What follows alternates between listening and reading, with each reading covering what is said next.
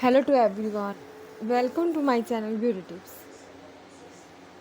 نماز عید کے بعد آپ کو خوشخبری ملے گی.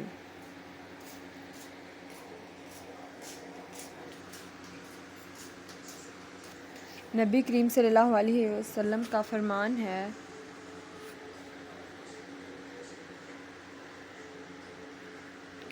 جب عید الفطر کا دن ہوتا ہے تو ملائکہ راستے کے کنارے کھڑے ہو جاتے ہیں، آواز دیتے ہیں مسلمانوں اس رب کریم کی طرف چلو جو تمہیں بہت خیر کی توفیق دیتا ہے، اس پر بہت زیادہ ثواب دیتا ہے. اے بندو، تمہیں قیام اللیل کا حکم دیا گیا، لہٰذا تم نے اسے بجا لایا.